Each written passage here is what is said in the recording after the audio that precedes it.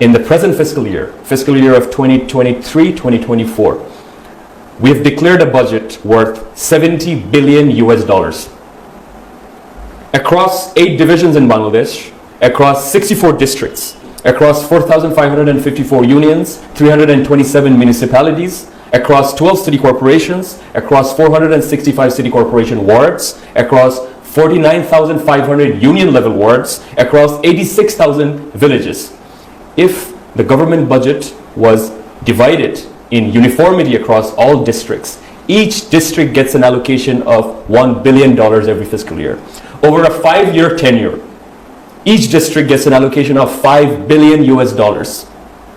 We could completely abolish poverty. We could completely abolish homelessness. We could ensure financial dignity for all. We could give educational sanctity for all. We could assure healthcare for all. There is no shortage of funds in Bangladesh. What we do have is a tremendous misallocation of taxpayers' resources, of state resources. With a centralized system, we are never going to see fundamental progress, especially for the people in the grassroots. It's never ever going to happen. It hasn't happened in the past 52 years, and unless we take the initiative to decentralize our wealth, to decentralize power, to decentralize people in positions of authority in the district level, in the sub-district level, in the union level, we're never going to see transformative change in people's lives. Yes, some people have grown 10x, 200x, 1000x. Some companies are doing amazingly well. But you calculate the GDP per capita without the richest 1% of our country. That is the undeniable truth of our economy today. On the onset of the COVID crisis, we were clearly exposed that almost 45% of the entire population of Bangladesh went below the poverty line. And that goes to show the fragility of our economy. It is fundamentally fragile. It is built not only on the rich, it's built on the super rich, the ultra rich, the mega rich. There has to be greater disbursement of wealth. There has to be greater egalitarian. Of course, I don't deny that in a capitalist system that there will be inequality. It is a byproduct of a capitalist system. However, if you have 100 to 500 families that are controlling maybe 80% of the state's wealth, this is an economic oligarchy. I have to bluntly say it, without any prejudice, without any partisanship or any political bias. We are headed towards an economic oligarchy. This cannot continue, with due respect. Bangladesh by no means is a poor country. Bangladesh today is the 35th richest country in the world. On PPP terms, if you're just for purchasing power parity, Bangladesh is the 27th richest country in the world. It is absolutely not a poor country. However, what we do have is a tremendous misallocation of resources. What we do have is a tremendous inequality of wealth. Bangladesh in the next 5 to 10 years will not only be a part of the G20 economy, but I honestly do believe that Bangladesh has the potential to be a $2 trillion economy. There is absolutely no doubt. If we are the 35th richest country in the world today, imagine if we have sustained continuity. Imagine if we have inclusive prosperity, where we incorporate the people in the grassroots into our mainstream economic arena. Imagine the potential. Today our GDP per capita stands at 2,800 US dollars. According to the GDP per capita stats, each Bangladeshi makes 3,20,000 taka per fiscal year, which equates to around 27,000 taka per month. Can you assure me that in Rangpur, Kurigram, Lalmonirhat, Faridpur, Madaripur, Shariatpur, Rajbari, that every single Bangladeshi national is making 27,000 taka per month? So as you understand that, we cannot live in denialism. We cannot deny the reality of the grounds. We cannot deny the economic reality of our people. And without a shadow of a doubt, the biggest beneficiaries of our present economic system has been the top 1%. And I would be biased to say top 1%. It's the 1% of the 1%. I propose to the Bangladeshi government that we should not build our economy on a pyramid scheme where the top 500 or 1,000 families control the entirety of our state assets. That cannot be the spirit of our economic liberation. That is not the reason why we fought for our liberation. And this clearly shows that the trickle-down economic theory does not work. We need a revitalized, a transformative bottom-up economic approach. And without administrative decentralization, with provincial systems of governance, with district level governments, we cannot trickle down the reaps, the elusive gains of our economic growth. For example, I would like to give one small example. Please. If you look at the budget of Dhaka North City Corporation and Dhaka South City Corporation, Dhaka North City Corporation gets an allocation of $700 million. Dhaka South City Corporation gets an allocation of $500 million US. Combined together, Dhaka North and South, Dhaka City Corporation gets $1.2 billion US per fiscal year. On the contrary, if you look at Narangam City Corporation only gets $80 million US. Rangpur City Corporation only gets $100 million US.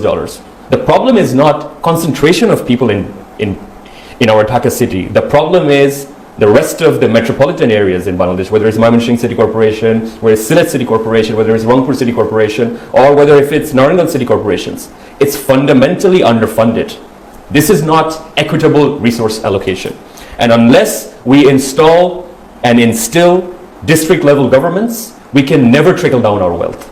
The top 1% will continue to get richer, and the poor will continue to get poorer, as has been the case since our liberation 52 years back. Last year, our foreign exchange reserve stood at $48 billion US as of June 2022. As of August 2023, our foreign exchange reserves has plummeted to $23.8 billion US. And first and foremost, as you understand, we have had a phenomenal export growth record. Our exports have grown by 33%, and today our export balance for fiscal year 2022-2023 stands at $52 billion US. However, our import bill presently stands at $82 billion US. So as you understand, there is a fundamental trade deficit that equates to approximately negative $30 billion US. Thankfully, however, because of our extremely vibrant and dynamic diaspora, we have around 15 million Bangladeshis that are presently living abroad. They repatriate they remit back approximately 20 billion to 22 billion US dollars per fiscal year. And the Bangladeshi Central Bank failed to impose a comprehensive, proactive monetary policy. As a result, what happened was the value of the Bangladeshi taka fell by almost 25% in less than 6 months.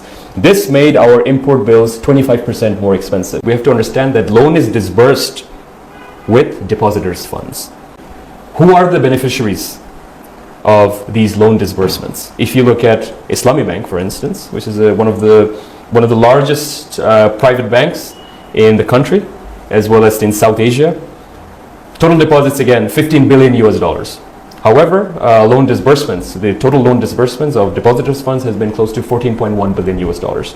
If a particular conglomerate or a family is being allocated close to 30% of total depositors' funds, if we do not stringently do an autopsy before disbursing debt, then we risk the safety and the sanctity of investors' assets, which is the depositors' assets in this case. The concept of university is acquiring universal knowledge. However, our universities are only focused on taught courses. Unfortunately, these universities have to be transformed into researching hubs. If you look at the R&D expenditure as a proportion of GDP of Israel, for instance, they're spending 8% of their GDP on research and development. South Korea is a technological powerhouse. They're spending 4% of their GDP on research and development. On the contrary, Bangladesh is only spending 0.3% of their GDP on research and development. So as you understand, there is a massive disparity. Bangladeshi government and our private and public universities need to invest in research and development. They need to invest in cutting edge technology. This is the age of artificial intelligence. This is the age of mRNA technology. This is the age of DNA sequencing. And without a shadow of a doubt, this is the age of robotics. We have to facilitate our young entrepreneurs. And mind you that 80% of the entirety of the Bangladeshi population is below the age of 35. Imagine what we can do if we could only mobilize and take full advantage of our demographic dividend. Robot news presenter introduced. Correct. What is your opinion? Yes, I mean, we cannot deny the power of artificial intelligence. It's only a matter of time, not if. It's only a matter of time until AI takes over the world. Look at the power of ChatGPT. and the power of Microsoft, Apple, Google, Tesla. We're using their products every single second of the day, whether it's WhatsApp, whether it's Facebook Messenger, whatever it may be. We're using their products every single step of the way. However, what can we do as Bangladeshis to make investments or make strategic investments? And I have a proposition here, and I thank you for raising the point. The Norwegian pension fund. I know that Bangladesh recently has inaugurated a nationwide pension fund for our pensioners. The Norwegian pension fund has an accumulated wealth totaling close to $1.2 trillion. They made a strategic investment in Apple in 2016 worth $1 billion. Today, the investment has reaped almost 800% returns. Imagine if the Bangladeshi government could invest or allow retail investors, common investors to invest in global financial markets. Our only investment schemes in Bangladesh is the Sanchoy Potro and fixed deposit.